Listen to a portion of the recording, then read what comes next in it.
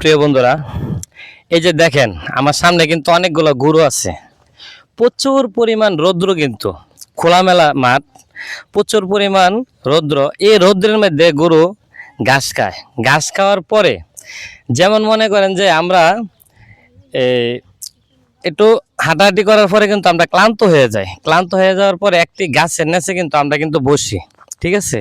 তো সেম এরকম যে এই গরুটি ঘাস খাইতে খাইতে রৌদ্রের মধ্যে ক্লান্ত হয়ে যায়। ক্লান্ত হয়ে যাওয়ার পরে তখন কি করে, এই যে দেখেন আমার সামনে আরেকটি কিন্তু ঘাস আছে, ঠিক আছে? তো গাছ আছে, এই গাছটির নিচে এই যে দেখেন দল বাইন্দা আইসা এটা কিন্তু রেস্ট করে। এখানে দল বাইন্দা আইসা এই ছাওয়াটার নিচে রেস্টে থাকে। আজব এক কাহিনী, ঠিক আছে? তো আমাদের এখানে কিন্তু একটা দিল্লি আরখা আছে, মাশাল্লাহ অনেক ভালো একটা আরখা। তো ওইটার ভিতরে আমরা কতক্ষণ পরে যাবো।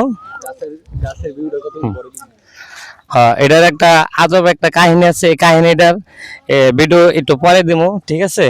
তো প্রিয় বন্ধুরা, এই যে দেখেন গরুগুলা দলের দল আইসা কিন্তু এখানে আপনার মানে রেস্টে থাকতেছে।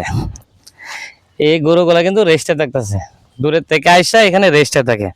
আমাদের মতনই সেম, যেমন আমরা হাঁটতে হাঁটতে আইসা একটা গাছের তলে শান্তি খুঁজি, তো গরুটি কিন্তু সেম এরকম শান্তি খুঁজে।